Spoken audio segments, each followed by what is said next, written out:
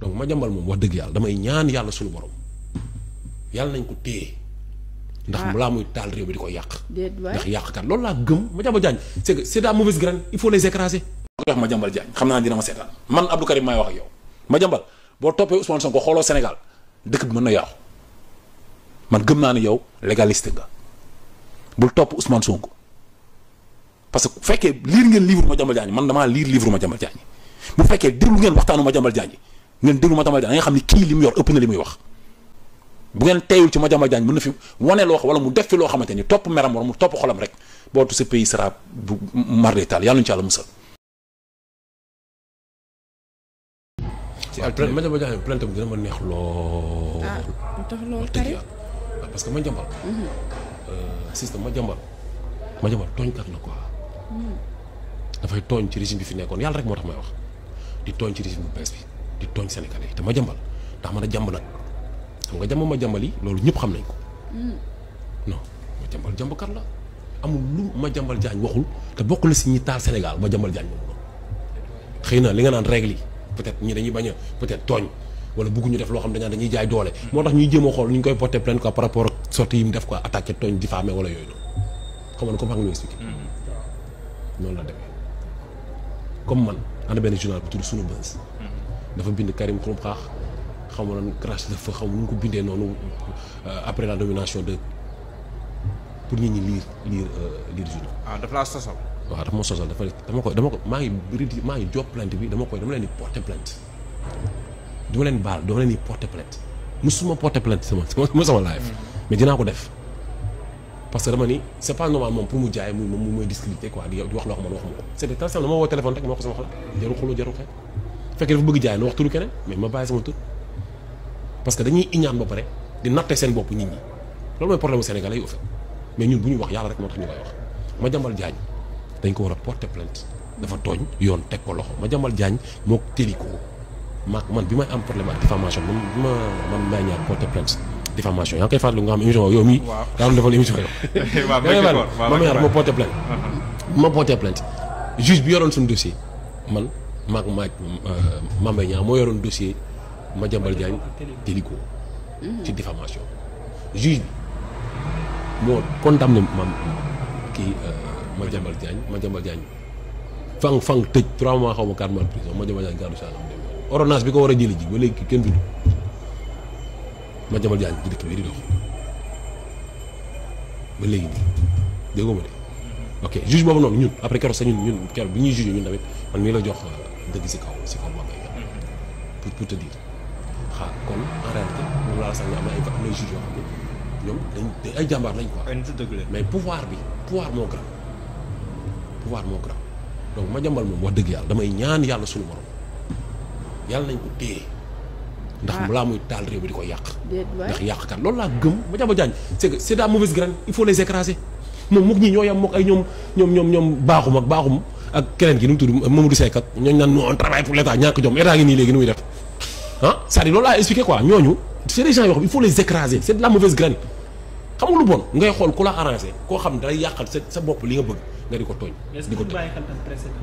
ko wax Madiambal Diagne xam naa dina ma seetaan man Abdou Karim maay wax ak yow Madiambal boo toppee Ousmane Sonko xooloo Sénégal dëkk bi mën na yàqu man gëm naa ne yow légaliste nga bul topp Ousmane Sonko parce que bu fekkee lire ngeen livre Madiambal Diagne man damaa lire livre Madiambal Diagne bu fekkee déglu ngeen waxtaanu Madiambal Diagne ngeen déglu Madiambal Diagne da nga xam ni kii li mu yor ëpp na li muy wax bu ngeen teeyul ci Madiambal Diagne mën na fi wane loo wala mu def fi loo xamante ni topp meram wala mu topp xolam rek bootu ce pays sera bu mardétal yàlla ñu ci yàlla musal te Sénégal soxla nañ Sénégal soxla na la yow. parce que nag bul fàtte ni Ousmane Sonko tolloo na guddi yii nii mais xool woon Sénégal xoolam ak bakkanam la toppoon luñ la tooñ lu mu métti sóoraaleel yàlla nga sóoraale Sénégal am na avenir suba dañ fa war a bàyyi suñuy doom bul topp sa xol man loolu rek laa koy xelal quoi. arrestation yi ñuy def nag ay itam jàpp yaay jàpp doom il faut qu'ils arrêtent ça nañ bàyyi seen yooyu ñuy def loolu dictature kese la te rafetul. Madiambal Diagne laay waxal parce que dama foo ci ay weewu bëy ay wax yu garaaw. ay preuve yu mu yor ak ay vidéo ay affaire yu garaaw yu Madiambal Diagne yor dégg naa ko ñu koy wax xaw ma ndax dëgg la am déet mais ma koy wax ni ko moom na xam ne am na loo xam ne yàlla bëgg te bu toppee Ousmane Sonko rek après moom day mujjee ñaaw ci xare bi man Madiambal Diagne laay waxal man waxuma Ousmane Sonko léegi nag dem mais réquisition yi ñuy def dem biir këram di jël ay bagam lan la ñuy seet dem nangu ay bien Madiambal Diagne pour lan parce que teg nga sentif sa nit quoi man ñëw naa teg naa Penda sama xarit la ma teg ko sentif après man Madiambal Diagne mere naa ko mais mënu ma ko jàpp ci yi muy wax bind ko ci livre wax sama si patrimoine Ousmane Sonko wax ci digganteem ak Adji Sarr wax ni mu génnee dëkk bi wax ni protocole Ousmane Sonko li mu wax ak Macky Sall lan moo fa xew boobu ba léegi ñu ngeen laaj lan moo fa xew waxuñu si leeraluñu ko ñu woo ko enquête bu ñu waxee mu génnee preuve yëpp ñu bàyyi ko mu ñibbi këram xamuñu ni ngay def ñu jaar wiiri jaar la ko ci sentif ñu jaar la ko ci sentif wax 21 milliards léegi wàññi nañ ba 1 milliard donc nañ ñu dimbali dama koy waxaat te loolu laay profité la sax di defaale beneen message encore Penda di ko waxaale ci problème mu Ngoné Saliou yi ak ay Boy Saa wala fak yooyu noonu nañ ñu dimbali quoi man de côté yëpp laay wax na nañ ñu dimbali su Sénégal suñu Sénégal bii nii dimbali leen ñu quoi politiciens yi nañ ñu dimbali Sénégal dafa nekk dëkk boo xam ne ay mag ñoo ko samp sanc ko samp ko ci diine ak njub ci kal wàllu jàng bi ci wàllu aada ak ci wàllu cosaan ak diine religion islam ak chrétien yow ngay waxal wala chroniqueur yi. chroniqueur yi chronique ba jël di attaqué ay nit di leen saaga bay saaga ay xeet du politicien ya tax defuñu ko ndax seen yaay defuñu ko ndax seen baay. defuñu ko ndax seen i doom jégalu na tamit saa kan si waaw non ñoom ñëpp jégalu nañ d'accord mais xam nga mën nga jégal man dama nañ leen jégal ñoom ñëpp nañ leen jégal parce que bu ñu leen jégalu lan lañ leen def. salaam gars yi maa ngi leen di ziar bu baax a baax boo leen seetaanee vidéo bu bëree abonné leen di like di partage tey Abdou Karim Gueye lañ leen di doon tey xaw ma Abdou Karim Gueye xaw ma Abdou Xóoru Xat sama gars yi bi ngeen seetaanee vidéo bu bëree avant may continuer sax dafa leen di ñaan ngeen di abonné di like vidéo bi bu baax a baax di partage Abdou Karim Gueye ci vidéo bi dégg ngeen muy wax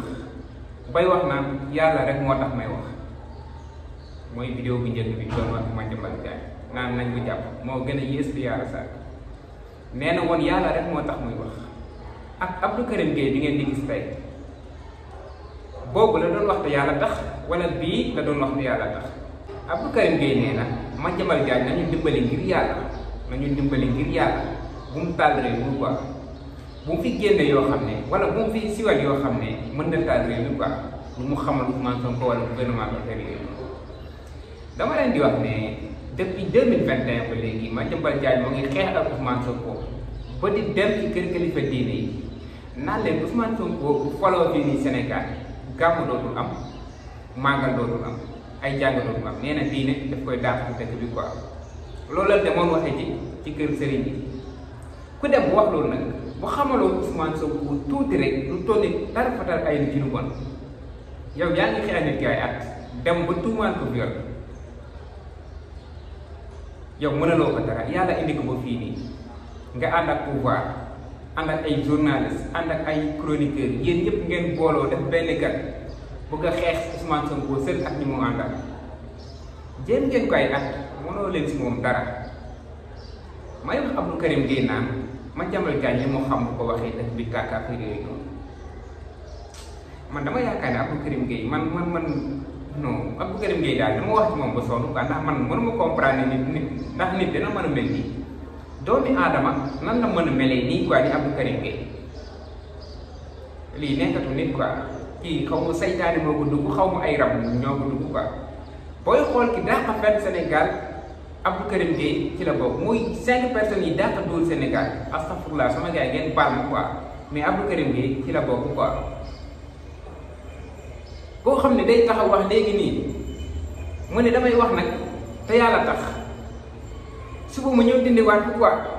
xaw ma non ku mel ne Abdou Karim Gueye yombul quoi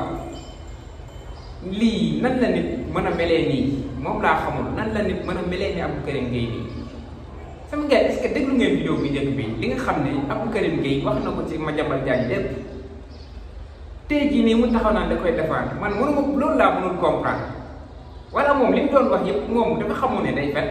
sant bii nii bu toogee moom di xalaat ci boppam quoi moom li mu doon wax ak li nga xam ne loolu lay wax tey nu mu koy analyser quoi moom ay waxam kese laa la wax de waxuma laay waxi keneen ay waxu Abdou Karim Gueye ci boppam moom mi ko wax bu toogee nan lay xalaatee nan lay analyser ay waxam yow yaa fi waxoon ne Farba Ngom bu ñu ko jàppee dañ ko war a jàpp bu ñu ko jàpp dañ ko war a jàpp yaa ne woon nañ ko jàpp Farba Ngom ndax dafa sàcc alalu askan bi nga taxaw wax ko ci Madiambal Diagne ba lim ay suuf yoo xam ne mooy loolu Madiambal Diagne door na mu ànd ak Macky Sall ci loolu noonu yow yaa ko waxoon quoi kenn saxalu la lem dégg woo ko fenn dama jàpp ne yow yaa defoon say investigation boo am information yi noonu yëpp ñëw di ko wax tey jii nii nga ñëwaat ne li nga doon wax noonu yëpp amul gars yi dañ leen a bëgg a jaay doole loo waxoon ci Aliou Sall bi nga xam ne jàpp nañ ko démb tey jii nii ma dégg nga koy défendre quoi tey jii nii balaa may dee nga taxaw naan diw moo ma doon manipulé affaire yooyu yow chaque jour nga ne bi may xeex boobu Ousmane Sonko xaw ma Ousmane Sonko boobu Ousmane Sonko xeexul affaire yooyu noonu mais nga bi ngay xeex Ousmane Sonko Bassirou Diomaye Faye xeexuñu yow yaa ko wax chaque jour nga wax ko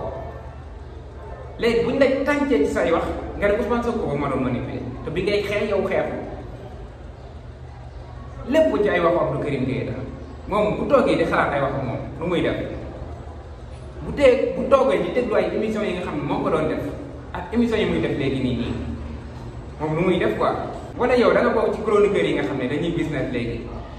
foofu moom sama xel mosul dem ne yow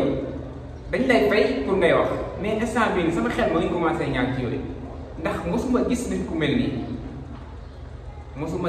ku mel nii diw nga ne moo sàcc yow nga ne moo sàcc nañ ko jàpp tey nga ne sàcc buñ ko jàppee rek ngay jaay doole loolu nan la mën a demee Abdou Karim foog nga expliquer ñu quoi loolu nan la mën a demee bu fi wax ne dañ la manipuler ndax bi nga koy wax boobu xamoo Ousmane Sonko bi ngay xeex yow Ousmane Sonko xeexul ci say wax xanaa ñi moo toogaat ne Ousmane Sonko moo la doon manipuler ci loolu tamit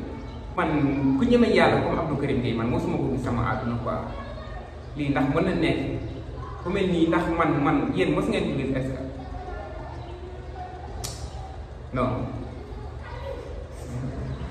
ñu xëy ubbi gars yi plateau yi ñuy wax rek dañuy wax xamuñ ci dara barke alxuraan affaire bu doy waar laay gis nii affaire bu doy waar laa leen di expliqué nii billaay wallaay fu ma egg daa mel ni eggu leen foofu quoi mu yàlla baax na xëy na bés ñëw nga changé quoi bëggee naa leen gars yi abonné leen di like di partage vidéo bi jaajëf sama yaay ba ci beneen vidéo